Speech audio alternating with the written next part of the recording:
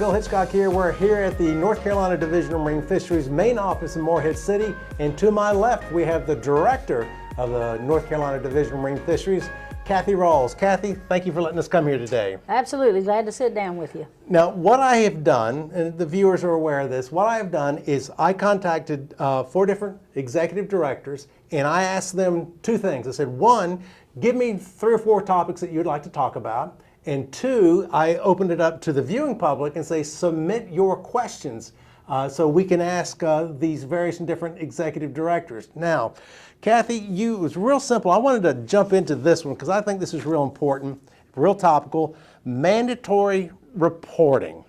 And in essence, for the next like 3 Decembers, we're going to have an interesting time period where mandatory on the recreational side, they're going to have to report their catches. What catches are the recreational fishermen going to have to report? So the recreational fishermen are going to have to report catches for red drum, speckled trout, white bass, flounder, and weakfish. Which is gray trout. Yes, sir, gray trout. All right, and as of right now, I know this it's a process, but how are the fishermen going to report their fish?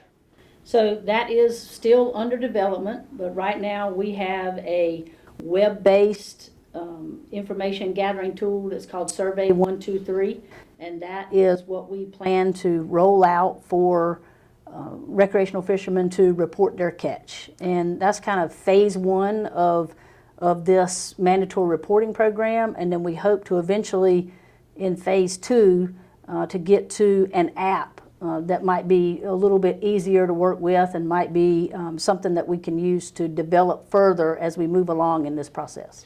One of the questions that I have about the mandatory reporting, and I think it's great. I mean, if you want accurate, that's pretty accurate. I caught it. What about releases? Say if I was out there and I was flounder fishing and I caught 10 flounder but only kept 2, do I only report 2? Right now, that's the way we have it. We have it just to report the fish that are harvested, and that is the requirement of the session law. But it is, in the Survey 123, it is something that we could add. We are just starting our outreach to the public, and the first thing that the public, we had some for-hire outreach meetings, and one of the first things that some of the groups wanted to know was where was the release information? We want releases, and then they also talk about how they want to keep it simple and for this to be something that is easy for the public to fill out and that they can do in a short order, and because that is the requirement to fill it out right at the boat ramp when you've finished fishing and you've finished your trip. So I think you'll see this develop as this mandatory reporting requirement develops over time. The next thing that I had a question about was do you have to report where you caught it? Because I'm thinking of speckled trout fishermen, because right when we're doing this, it's the fall time of year, of Shutmouth Creek. So what information do we have to divulge? So we do have it currently so that we're asking what area you were fishing, and obviously if you're fishing in Pamlico Sound and you say Pamlico Sound, that's not going to be super helpful. So we really would like for fishermen to be as pointed as they can without divulging their spots, because we are aware of that as well and had those discussions internally. People like to protect their fishing spots, and I certainly get that. What other type of information are you going to ask them? Were you fishing with, just off the top of my head, natural bait, artificial lures? What other type of information? How about like weather conditions? Is that type of thing going to be asked? So during the first iteration of this, that's not really what we're looking at. We're looking to try and keep this very simple for the public and just with the things that they are required to report. And then, but I think there is an opportunity moving forward to add things as we move along and we learn as we go, because this is going to be a big learning experience. And like I said, I think even with Survey 123, we can add questions, we can add information that we would like to glean from the public, but right now we're just sticking to the basics that are required by the session law, and trying not to get too far outside of that, to keep it simple as we roll this out. Is there a possibility in the future, now people are going to hate me, but of expanding the numbers or the variety of fish that we would have to report? Like, what about offshore fish? What about, I don't know why I'm thinking of blowtoads right now, but is there a possibility of including other fish in the mandatory reporting? So I think that's something that the public needs to be thinking about down the road, because we've talked about this internally, and I think that some type of better recreational reporting, more informative recreational reporting, mandatory or otherwise, is absolutely something that we need. And that's not just a North Carolina thing. That's up and down the coast, where we are watching these recreational fisheries explode, and we understand that better reporting can lead to better management. So I think down the road you would probably want to have some sort of reporting in addition to that you get from MRIP for a a number of species, depending on the management and the needs for that. On the negative side, what happens once this is fully instituted? It's in 2 years, this December, so that'd be 2026, when the mandatory reporting is fully instituted? Well, 2025, we got an extension, so in December of 2025, it'll be in place. What happens if I don't report? What's the consequence for not reporting if caught?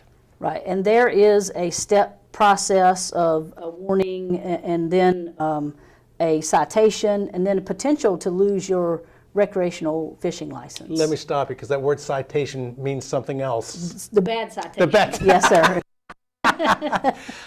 So in fines, for some reason, $35 is in my mind initially, and then you as the director have the power to go, whether it's commercial or recreational. That's correct. And the session law specifically lays out what the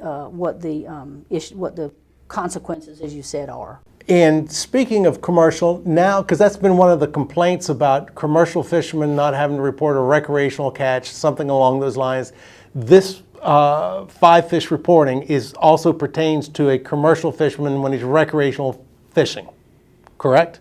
Yes, so for the commercial fishermen, they have to report all catch, even the catch that they do not sell. And that's been an issue. I forgot what the number was, but there's been some substantial number that people have talked about with commercial fishermen that don't sell their catch. So now they're going to have to report regardless. Yes, sir. That is the requirement. That's with those five fish. All fish. All fish. Correct. So it doesn't matter if they're selling it or not. They have to report. Well, that ought to squelch a few complaints right there. Is there anything else you'd like to add about the mandatory reporting before we go on to some other topics? Just again, I would like to go back to what I think is the importance, not just for this state, but other states, in trying to get better reporting, and particularly better recreational reporting. Certainly, this requirement to report all commercial catch is going to be important for filling these data gaps that we do have. But I think that getting in line with the thought that we need better recreational reporting as well, and we need better awareness from the recreational community that is something that we are working on, and that we need their cooperation in order to be successful. I want to transition real quickly into a question that was asked on the YouTube channel. Let me get my glasses here. It says, ask them how do they know how many flounder are in the ocean. They say there's a shortage, but how do they know? Now, obviously mandatory reporting is going to help address this, but in a nutshell, how do you know how many fish, or well, he says flounder specifically, how do we know how many are out there? So, and that is a very good question. And, we get a lot of comments about made up data and we just guess and, those kind of things. But we have a lot of sampling that goes on in this state dedicated to determining that.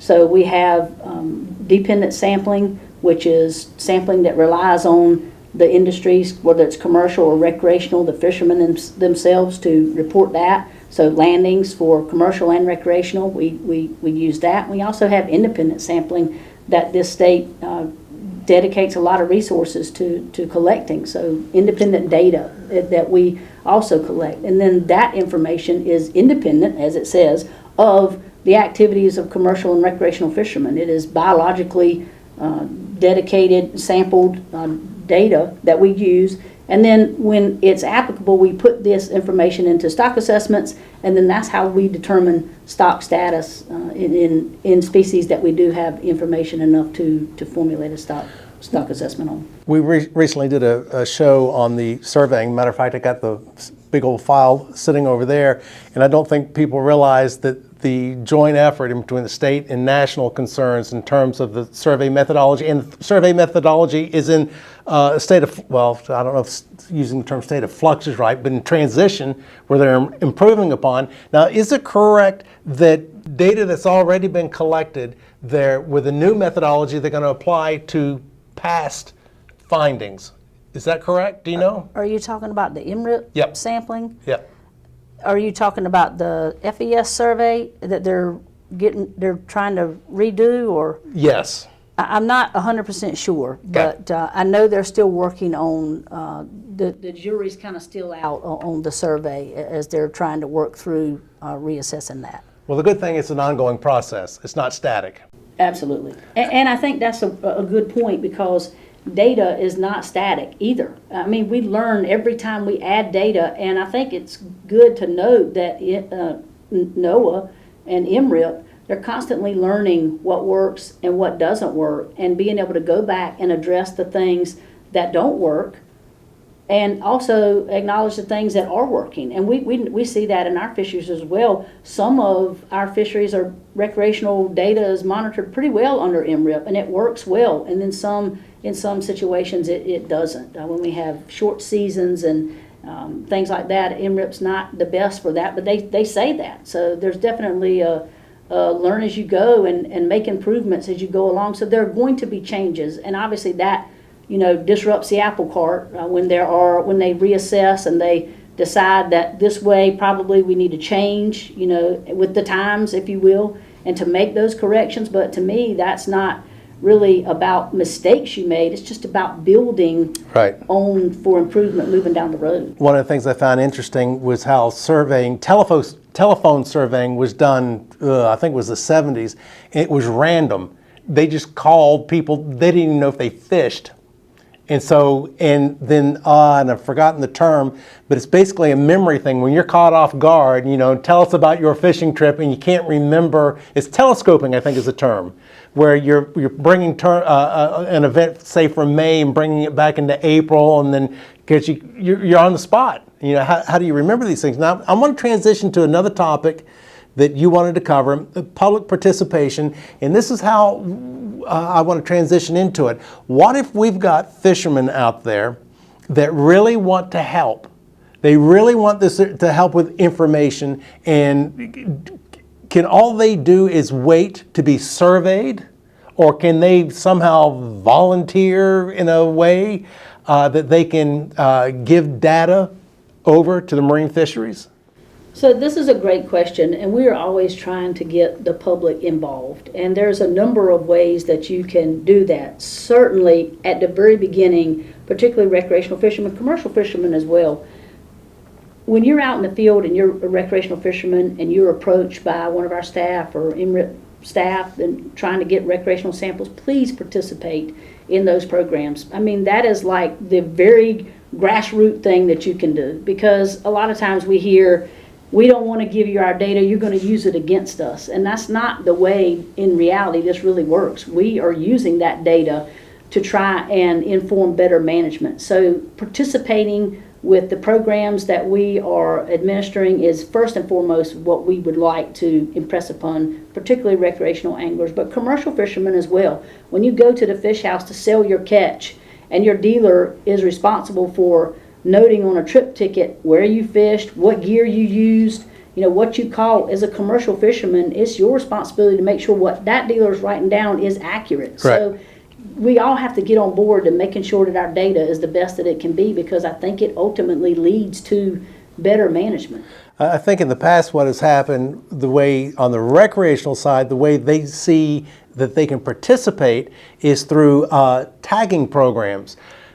But that didn't used to be, as I recall, but now if you want to tag a fish, there's a seminar or a training or some type of orientation for the fishermen to go through before you can tag fish. Is that correct? Yes, sir, that's absolutely correct. We look for volunteer taggers, and our staff puts on a workshop for folks to learn how to tag. Is it for specific species of fish? It is for specific species of fish, and they can indicate which ones they would, be willing or they encounter the most. And we have quite a few of those throughout the year, and we have quite a few that are signed up. And some of the fish we have more than we need as far as volunteer taggers, and we have to kind of spread that around a little bit. So you may not be able to get on your first time, of signing up, but eventually we probably get around to you because it's very helpful for us for sure. I got a real quick story. It was several months ago. A guy and his wife up in Duck were just walking the beach looking for beach glass, and they found a tag.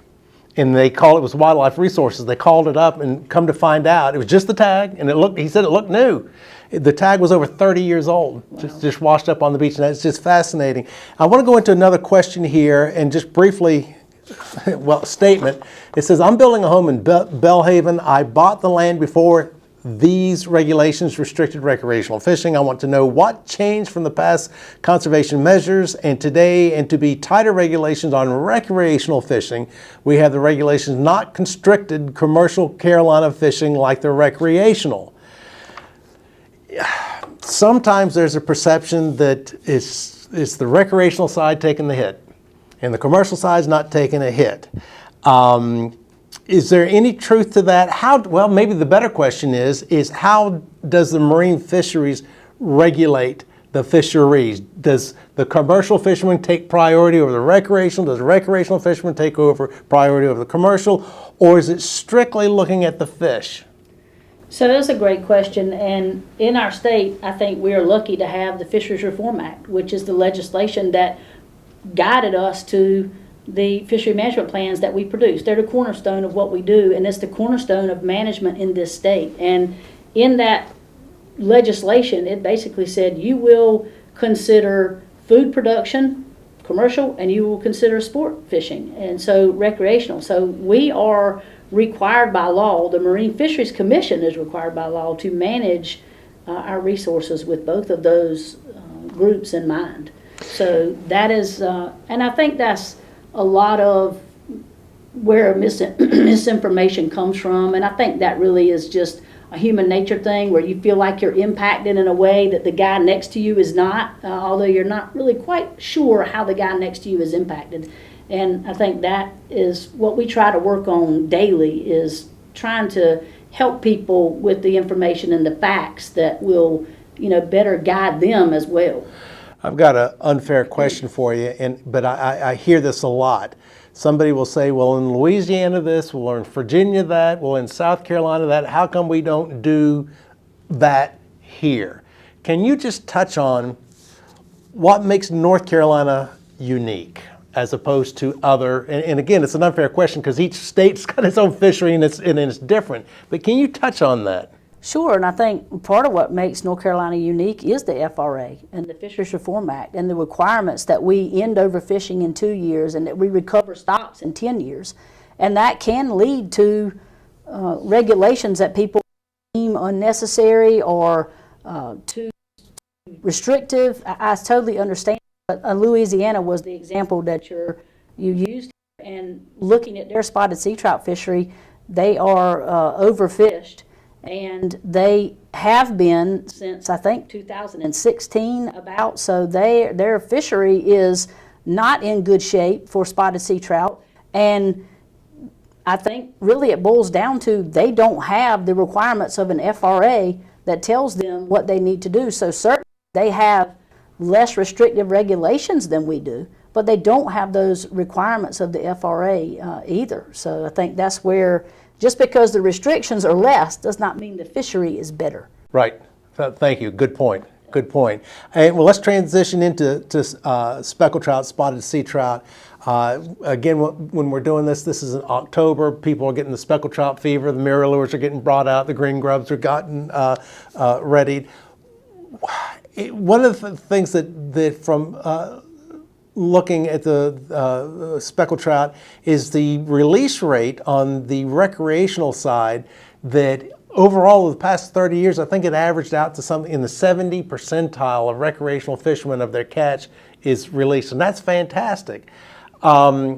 What is the stocks, in your opinion, from everything, and I'm asking opinion now, I mean, we got facts and data, but I mean, what's your gut feel, what's your opinion on the status of speckled trout right now in 2024? So I think when we've had a lot of internal discussions about this, and I think we're in a good place with spotted sea trout. We're seeing the spawn and stock biomass is to a very good level. We feel comfortable with that level. What we are concerned with is that we are overfishing. We are not overfished, but I think if fishermen can give them, just look at what they do and when they go out to fish for spotted sea trout. And 15 years ago, even 10 years ago, when you were at your favorite spot and you were a diehard spotted sea trout fisherman, you might not have seen many more folks out there with you, but now that is not a thing, and they are everywhere. And I think fishermen need to just look at it from that perspective, from the lens of how many other people are really out here with me fishing, because I think that is the issue,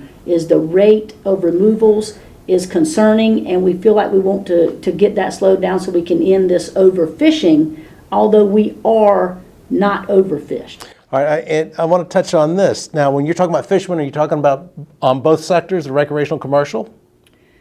Sure, but I think the other piece of spotted sea trout is it is predominantly a recreational fishery, and I think that effort is something that we are concerned about. There has been also an expansion with the effort in the commercial spotted sea trout fishery, but it is still predominantly a recreational fishery. Hold that thought, because I want to jump over to flounder. As we know, the recreational flounder fishery was closed because of overfishing. They exceeded the quota. And sometimes the feeling is that that's not fair. The commercial fisherman can still fish. The recreational fisherman cannot fish. Is it just a simple matter of each sector has their quota, and if you exceeded, that's it? And how do you determine quotas? Yeah, that's a great question, and I think we talk about it a lot internally, like it's a piece of the pie. You have a piece. If you're a commercial guy and I'm a recreational girl, you have your piece of the pie and I have my piece, and if I go ahead and eat all of my piece, then I'm going to have to suffer the consequences, and you are saving some of yours, and that's just really how it is. It's really a simple mathematical thing of monitoring the quota. Now the quota piece is really assigning who gets what part of that resource. And that is something that the Marine Fisheries Commission visited in Amendment 3 with flounder, and they have stepped up the quota allocation for the recreational. And that is the way that they chose to manage this fishery. And one of the things that I think is a big misinformation piece is people talk about the 70% commercial and the 30% recreational that was allocated. So yes, it was allocated, but really that's the way that fishery was currently being prosecuted, and that's the way it fell out. It wasn't, we took 70 and took 30. That's the way the fishery was behaving at the time that those restrictions were put in place. And the allocation piece, the commission in Amendment 3 said, okay, in 2025 we're going to go 60-40, and in 2026 we're going to go 50-50. So we're at an even allocation, 50 to the recreational and 50 to the commercial. All righty, you got an opportunity, public comment, which, by the way, that's something, Marine Fisheries, Division of Marine Fisheries, the opportunity for folks to speak up. I mean, how valuable, and it sounds like I'm coloring your answer here, but do you listen to the public when they say, hey, but it's X, Y, Z? Absolutely, we do. And in my opinion, I think the public input is imperative for us to help us manage these fisheries. And a lot of times we hear the public say they don't listen, their mind is already made up, and that is just not true. And we have our spotted sea trout fishery management plan that is out for public comment right now, and our recommendations are out to the public.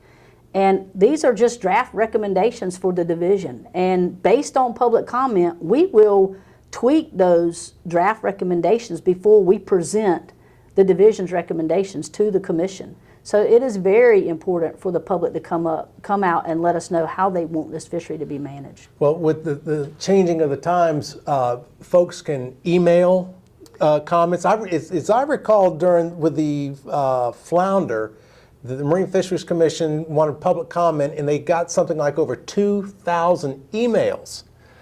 So you don't necessarily have to show up in public, do you? You do not. You can email or write a letter in and submit it for commission, and you can also show up to the advisory committee meetings.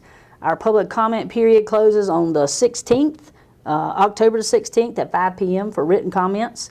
We have a Northern Advisory Committee that will have a public comment section tonight in the Washington Regional Office. That's October the 8th.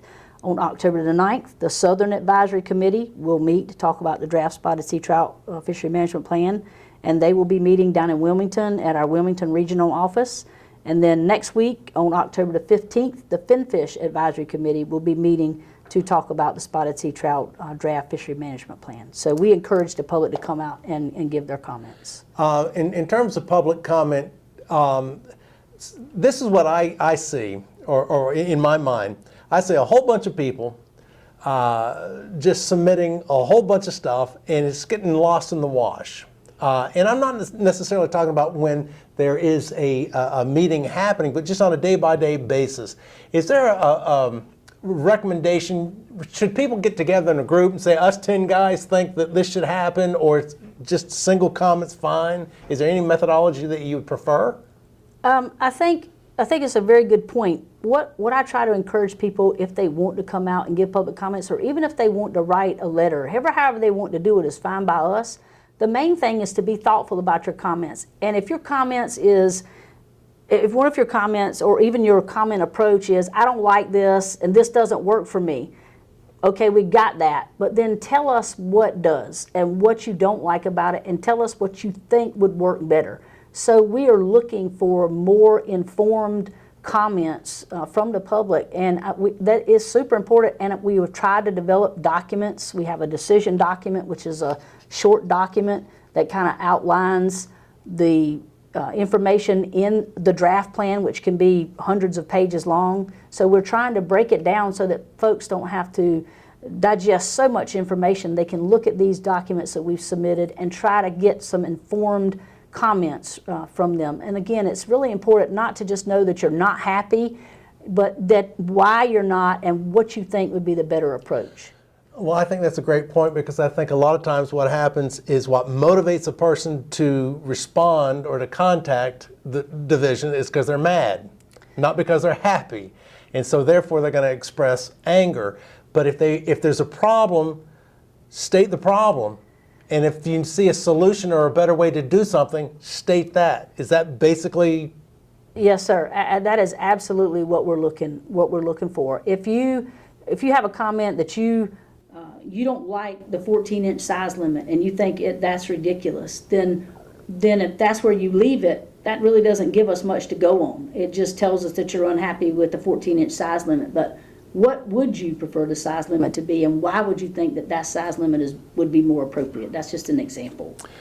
I want to leave with this. If somebody out there watching this wants to contact you, say, man, this fishery thing has got to be X, Y, Z, and they want to contact you, can they go to the division website? It's your email address there, and do you respond? Do you look at these things? Yes, absolutely, we do. And they can call or they can email. They can do either of those. A lot of times I may not be the one to answer the question, and it really depends on what the question is and how much detail they need. Because if they need a lot of details about spotted sea trout, the species itself, the biology, all of those things, they are going to be better off talking to the species lead. And I would direct that call or even that email.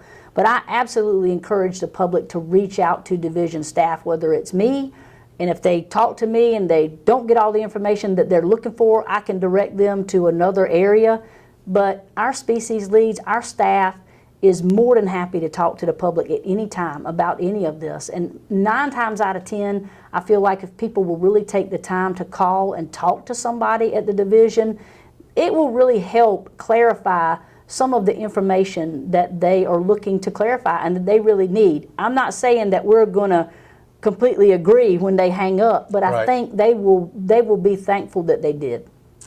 We've been talking with Kathy Rawls, the director of the North Carolina Division of Marine Fisheries. Kathy, thanks for letting us come out here today. Yes, sir. Thank you so much. We appreciate it.